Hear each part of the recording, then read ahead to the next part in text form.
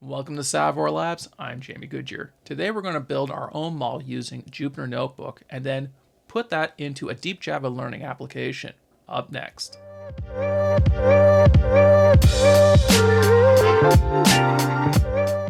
So let's start with a very high level review of what we want this application to be able to do. I've put together a little diagram here showing a cruise company with a set of routes, some going up north, transatlantic, and others down in the Caribbean. Now you can imagine that one of the objectives they're going to have on all these different routes is going to be to get the most upsells they can get per passenger. In our example, we're going to look at drink packages where it might be you have no package at all, to soda, hot drinks, tea, coffee, hot chocolate, basic alcohols, or maybe a premium package that gives you everything. Now, you could just send out emails to all your passengers and hoping that someone wants to buy them on a sale, or perhaps this cruise company wants to start targeting things and being able to say, I know these specific passengers are more likely to buy this depending on all of the trends we're seeing in our sales data. So what that would look like would be the cruise agency knows that you are your age, gender, your itinerary you're on, and your loyalty levels. And using that information, perhaps that can help glean to us what package you're going to be most likely to want to purchase. Given we have all this data, we can start building out a model, and we're going to do that now in a Jupyter Notebook. All of this is going to be in our repository. Take a look at the show notes below.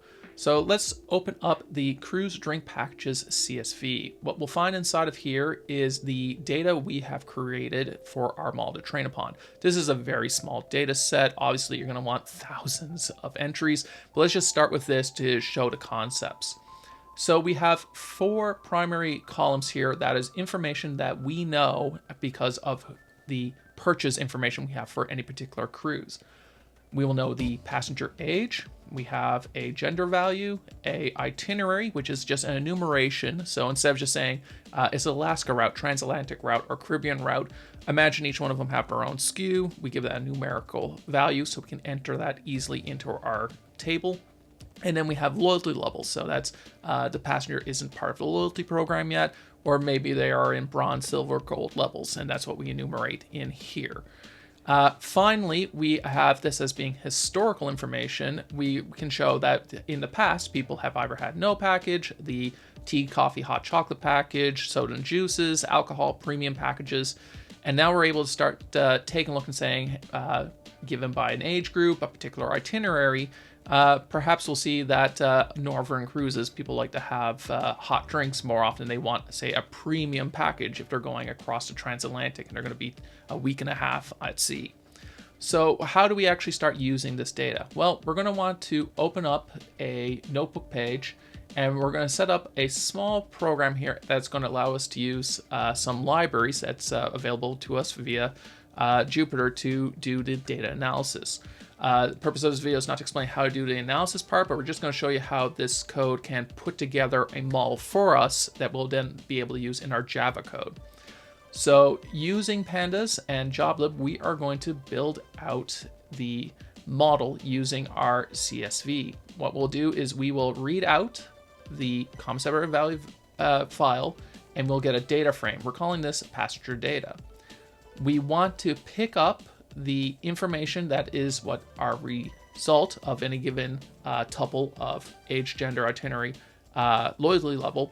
We're going to remove that bit of information from our table. Now it's not actually disappearing from the CSV file. We're just getting that information into memory. And then we're also going to set up what is the package. So you imagine it's just saying, here are the inputs and here's the output. That's the information we're trying to figure out. We are going to set up what's called a decision tree classifier. What that's going to do is tell the model the shape we want to be able to say is that given these inputs, we want to be able to decide what the output will be. And then we're going to fit that model based upon those input columns and getting the output. Now, under standard setups, people would be giving, say, several tens of thousands of entries that would be just for training a model, and then we'd reserve some percentage of them, about 15, 20, 25% of them, to be able to then test the accuracy of our model. That would be if you're starting to productize this as a model. We're doing this just to have our own bespoke model we can use. When that model has been fit, what we will do is use joblib to dump that model into a joblib file.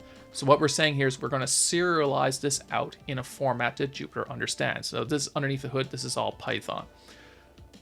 We also have in here, and just going to mention here that I'm exporting as a graphviz. This is going to allow us to see a visualization of what this model is doing. So from the training, what is its decision track able to do? We'll take a look at that diagram a little later.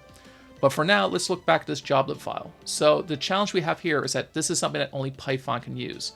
We are going to want to then convert this into something that we can use in a Java side.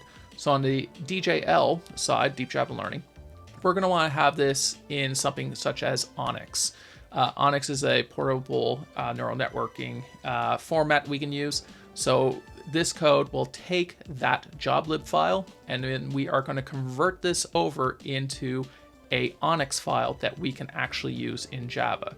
So running this file, it'll just write to our local directory, the crew string package recommender Onnx, and now we'll be able to pick this one up in Java and use it. So with all of this said, let's jump over to the Java side of this program. Reminder, all of this code is going to be in our GitHub repo, so we're not going to dive into every single file. We just want to show you the important parts.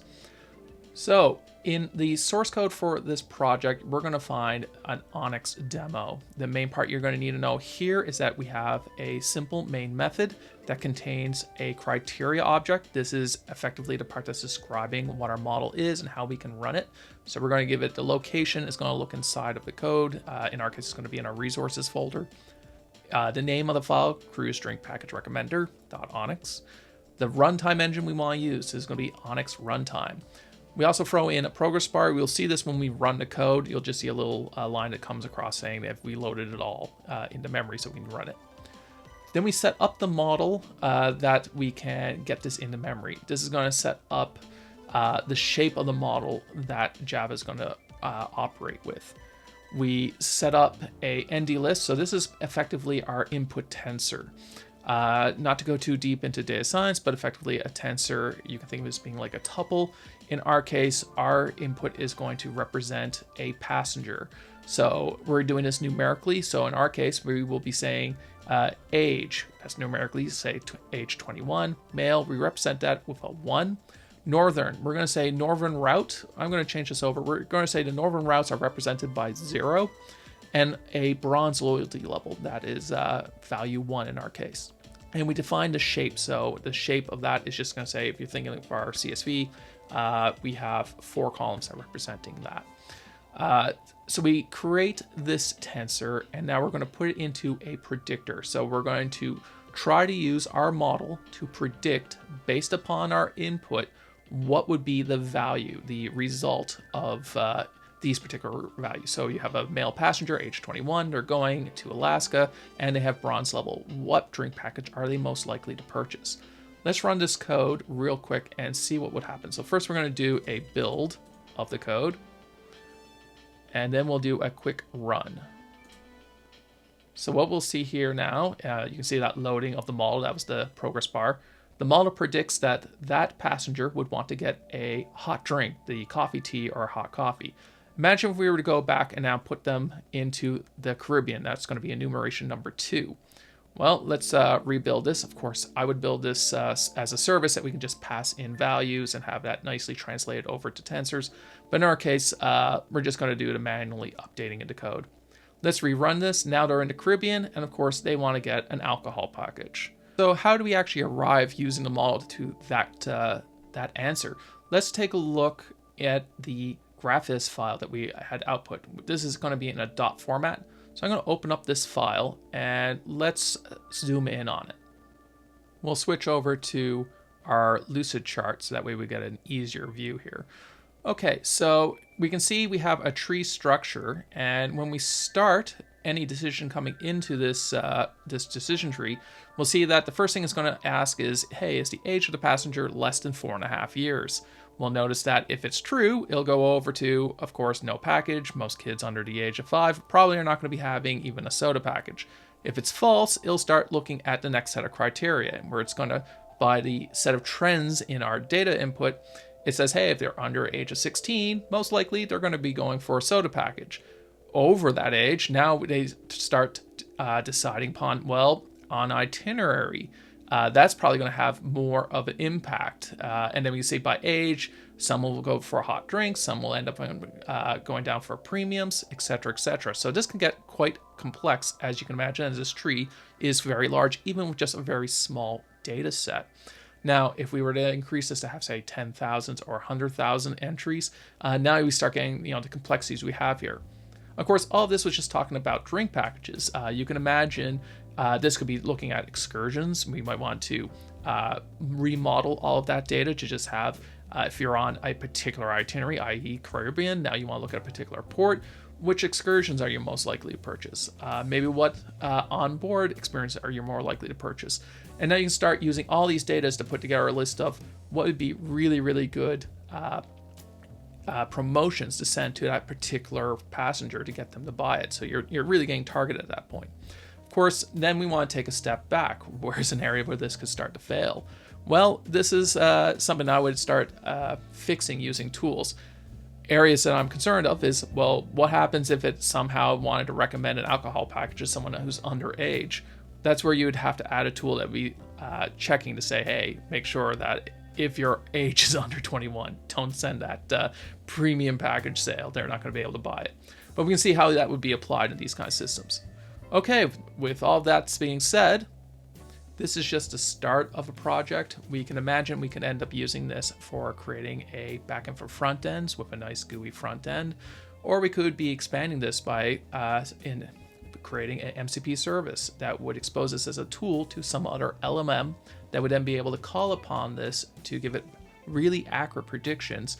And perhaps there's a whole collection of these tools that an LMM could be using. Okay, this is when I have to remind everyone that to please like and subscribe to our channel, hit that notification bell, and put comments down below. It really helps us out. Have a great day. Cheers.